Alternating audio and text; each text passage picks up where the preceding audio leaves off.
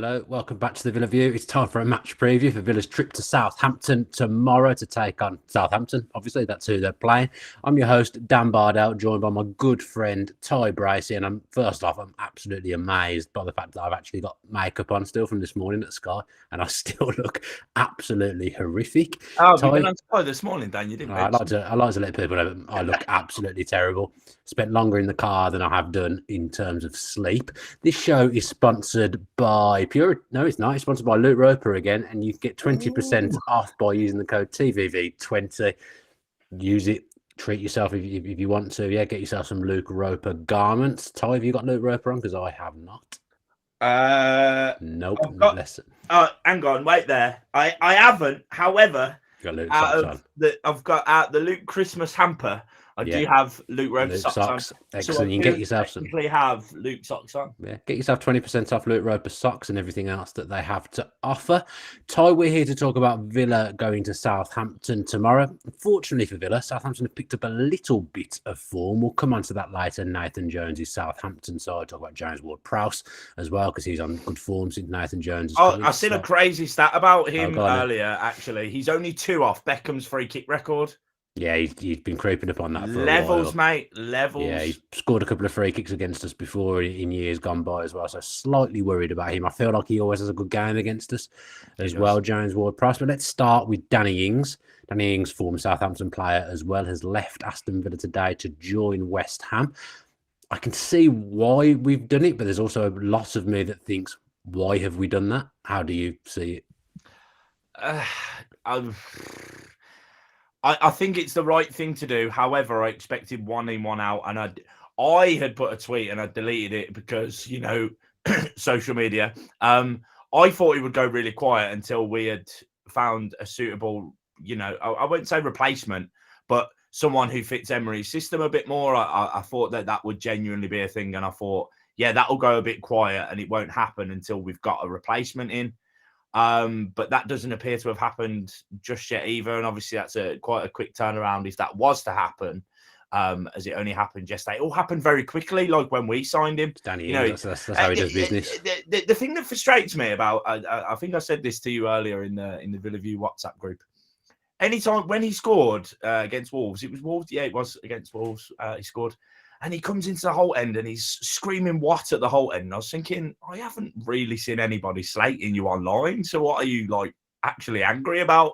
I think he just wants to play, doesn't he? He just wants to start every week. And I presume that's but shouting what at us ain't going to change anything. It's not at us. Do you know what I mean? No, Villa fans have liked Danny Ings, in fairness, haven't they? I don't recall him ever getting any slack online. So when he was doing that, don't get it wrong, I love the passion, but I was thinking, hang on, mate, no one's giving you a hard time on the timeline, wind it in a bit. He's scored some important goals recently as well. That's the thing. Two against Brighton. He scored their equaliser against Wolves to save us a point. So he's been in the team. He's been in the squad. He's been scoring goals. He is our top goal scorer. So from that point of view, the thing that disappoints me is we're obviously going into this game tomorrow without him, and we haven't got anyone coming in. So Watkins has been injured himself, and if anything happens to him, we just don't have a centre forward, and it feels strange to me. It is a little bit risky, but I think we're going into after tomorrow. Is there an international break? I think. No, we're just not playing the FA Cup because we didn't. Oh, is it just us that aren't playing? Okay. Yeah. That makes sense. I thought it was maybe an international break. I didn't look what was going on in the middle of our fixtures. But it gives us time to get something done. It really does. So I'm not stressed. No, I'm not. There will be one in. There will 100% be a striker in. Someone who can play wide / striker, whatever. I definitely believe that will happen.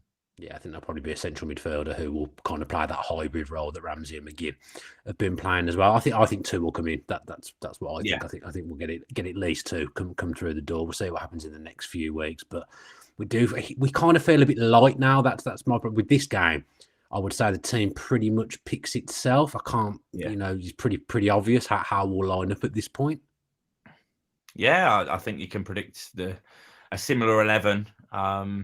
You might switch 1 or 2 in the middle of, is it going to be Ramsey or McGinn just in front of? Well, McGinn can't play because he's injured, so it'd be. Is he still injured? Yeah, it'd be Ramsey and Buendia on the flanks, Watkins and Bailey up top. There's literally Louise and Kamara And then the back four pretty much picks itself as well because Luca Dean's out, so Moreno will probably come in. I would hope. What was the extent of his injury, of Luca Dean's injury? What was it? I don't think they've announced it properly. I mean, I've been out all day, so I haven't seen anything that may well have spoken about. Have you? You didn't mention, mate. I did hear murmurs of a dislocated shoulder, but I don't know how true. Yeah, I thought it was something arm related, but it happened by the North Stand, didn't it? So I couldn't really see what was going on.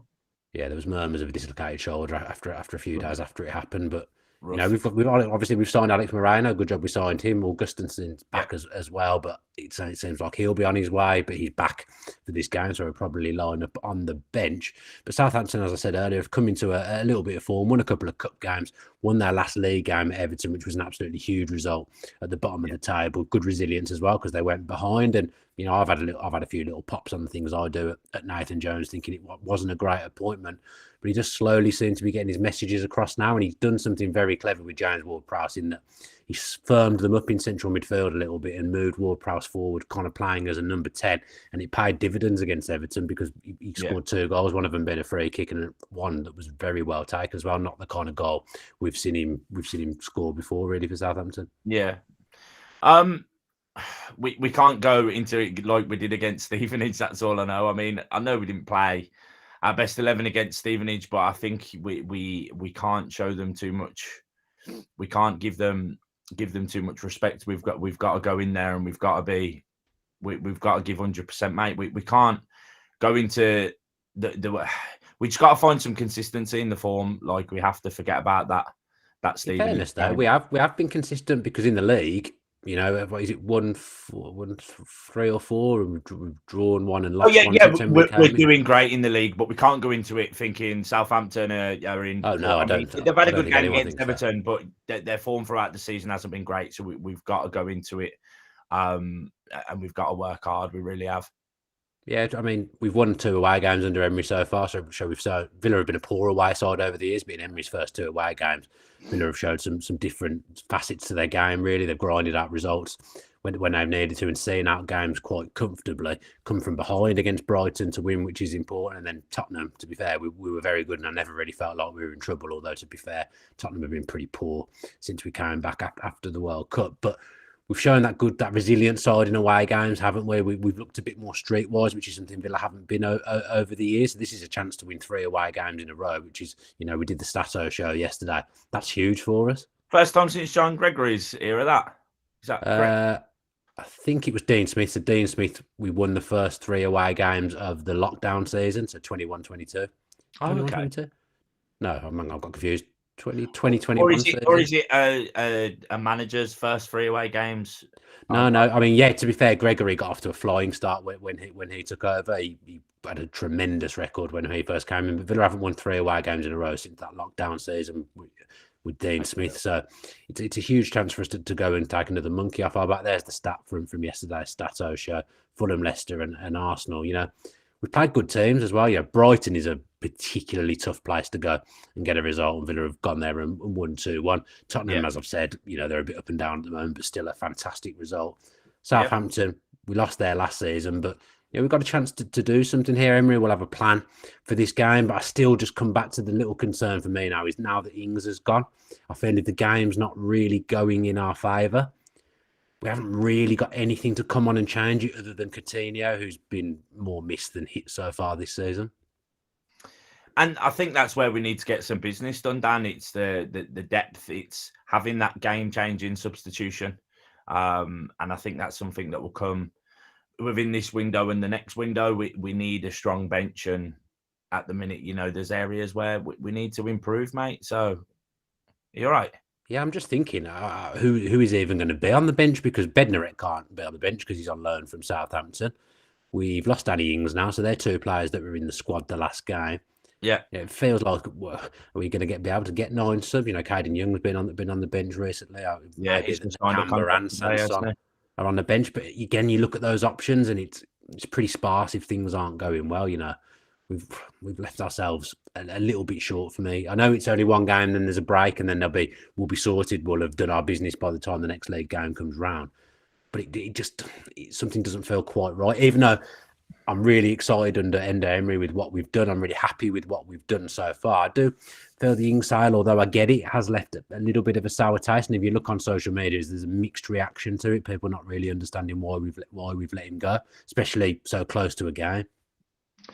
It is a little bit head scratchy, but there's been a mixed bag. I think everybody understands the reasoning behind it, but it's the timing behind it. There's still a couple of weeks left in the window, or just, maybe 10 days. What's the date? 20th? Yeah, 11 days left of the window. I just think we would have had something lined up a little bit closer to them. So I think we're just going into this game with a little bit of a risk and a little bit short up top. But the goals have been coming from everywhere, Dan. They've been coming from, the middle, been coming from wide, and I think we're going to be all right. Our strikers aren't our main place where we get our goals from. It's not the Benteke era where he's doing absolute numbers in a season. Do you know what I mean? So the goals are coming from everywhere, Dan. So I think I disagree with that. I don't see it. Ramsey can pop up with a goal. Bailey's obviously been in decent form. Watkins has got a fair few goal contributions since Emery came in, but Brendan has scored a couple as well, to be fair, recently. But I'd like to say, I was thinking about this earlier. Centre back never scores a goal from a corner or a free kick. Off a header, yeah. The last time a player, I think my math is correct. The last time a Villa player scored a header from a set piece, a Villa defender scored a header from a set piece, was Ezri Konsa, December 2021, I want to say, against Leicester when we won 2-1 under Steven Gerrard. Was that 2021? I'm getting confused with my years. Yeah, it would have been 2021. Yeah, that's a long time for a defender not to score. We've had Chambers has scored a worldie since then, but I'm talking about genuine headers from a set piece.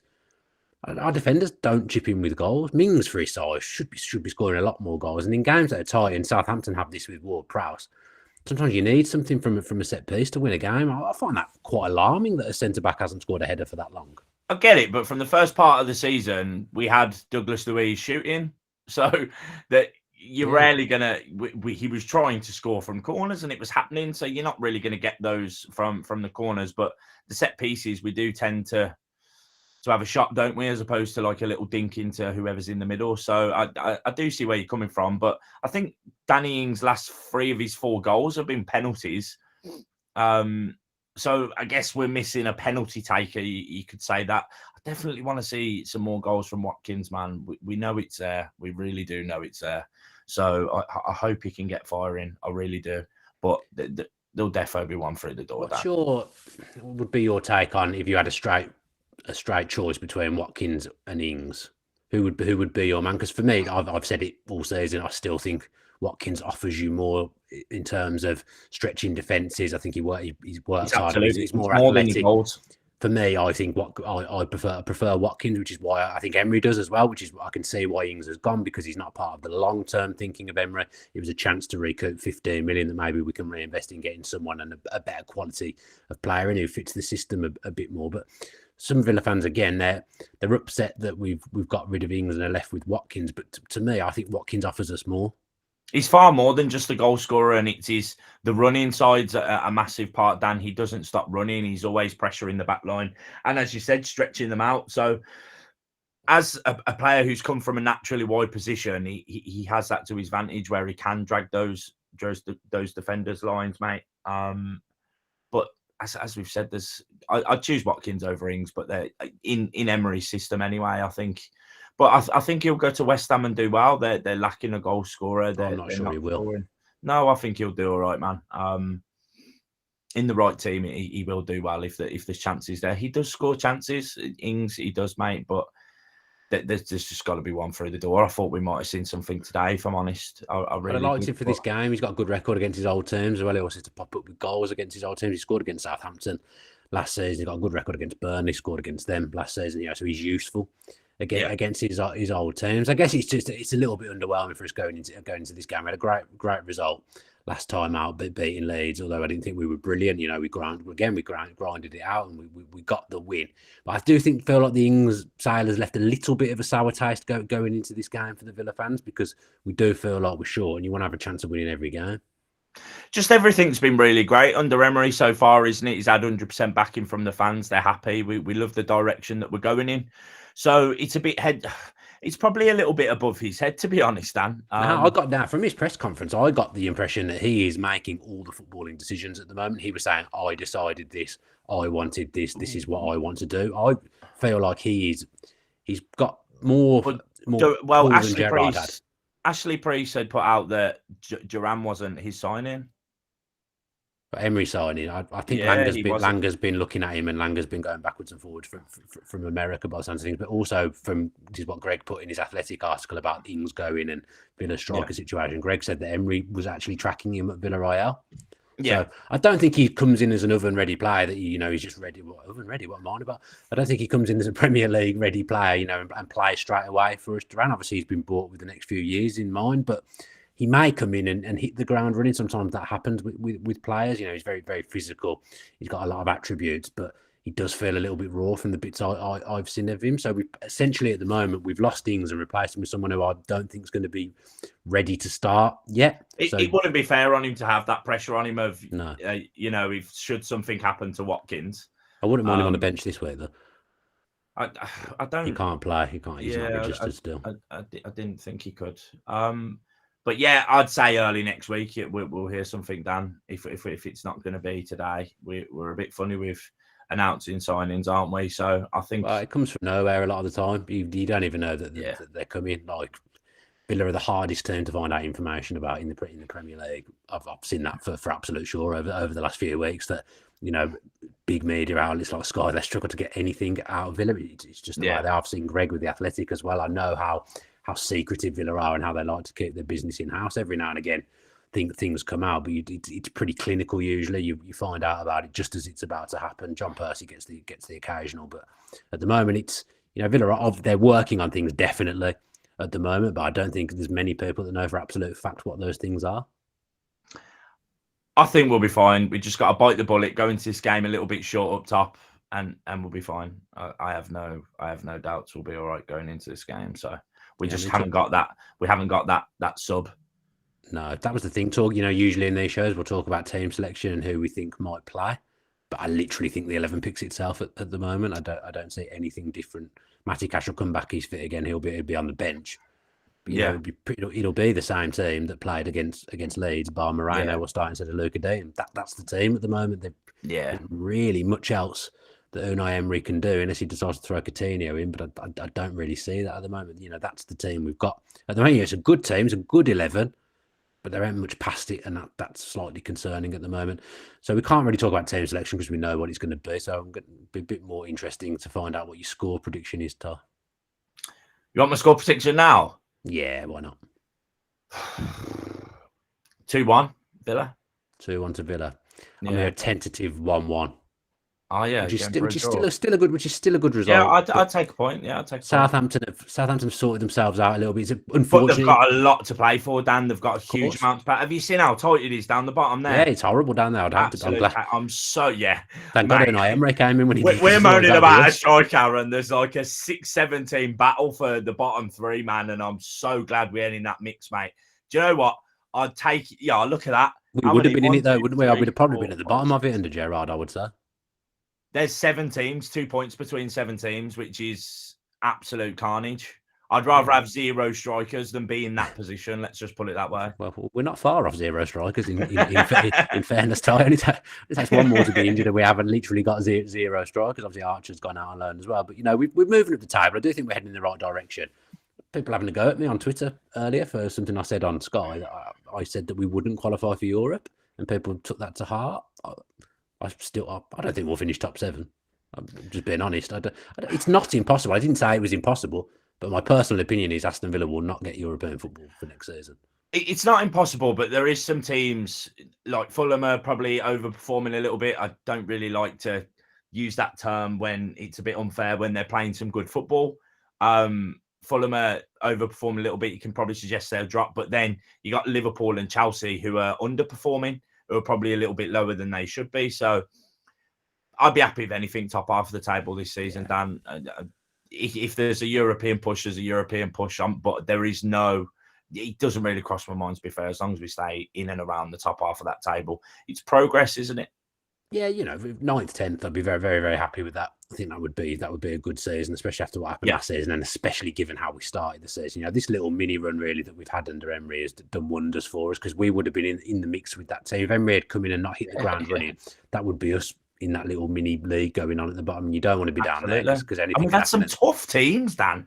We've had some teams who are playing some good football. Yeah, since Emery's come in, you know, I really think we'd have got 3-4 points max under the previous regime. You know, Unai Emery's come in and he's picked up big points, getting big results, again, you know, things we've never done before. Beat Manchester United, come from behind to win away games. You know, achieved things that Villa haven't been good at for years. But I do think, like the comment that just popped up, I do think this is a tough one at the weekend. I think a good time to play Southampton was probably pre-World Cup, or even just a couple of weeks ago would have been a good time to play Southampton. But they feel a bit more aligned now. Now the fans seem a little bit more on board with what Nathan Jones is offering. I mean, it was only maybe 10 days ago they were telling him that his football was shit, literally singing that to him. And then they win 2 cup games and win a league game, and suddenly a little bit of feel good. It's just the fickle nature of football, isn't it? But this is a tough one. This is a tough one at the weekend. We haven't had a great record down there either in recent years. That's just come up down there from Chris Swan. I was thinking in my head, then I was thinking, do you know what? It probably could be a 0-0, to be fair. It wouldn't surprise me. Yeah, I think it will actually be quite a cagey game, because I think Southampton will. I don't think they'll come out and be expansive. You know, under Hasenhüttl, they were always quite expansive. Southampton was quite open, played quite a high line. You knew how they were going to press. Nathan Jones feels like he's trying to firm things up just a little bit, and again, like us, be a little bit more streetwise. You know, a bit Man City the other week. Man City were poor that day, but you know, still to beat Man City when they're poor is a great result for them. So you know, they deserve some credit, and we've definitely got to be wary of them, especially James Ward-Prowse, because that change in position seems to be doing well for him. I think that does us for this week's preview tie. Don't forget, if you didn't watch it or you don't know about it, we did do the AVFC Stato match preview as well, where we go through all AVFC Stato stats that he comes up with before games, so looking at the current season, looking at the opposition, and then finding a stat that is peak Villa. So enjoyed doing it. You know, Dale, who's AVFC Stato, he was quite nervous doing it. He'd never really done anything like this before, but I was really keen to get him involved and do the show with him, because I've really loved the stuff that he's done on Twitter for years. So if you haven't watched that, go back and check it out. If you want to get yourself some Luke Roper Clubber, use the code TVV20 and you'll get 20% off everything they have to offer, including socks, not the ones that Ty is wearing. We'll be back with a Purity post-match points at some point, maybe Sunday, I would predict, but do subscribe to the channel with your post notifications on, and then you'll know exactly when the next video is coming. If you're going to Southampton tomorrow, enjoy it. I hope you have a wonderful day, and I hope you bring home the 3 points. Only one thing left to say: up the Villa. Up the Villa.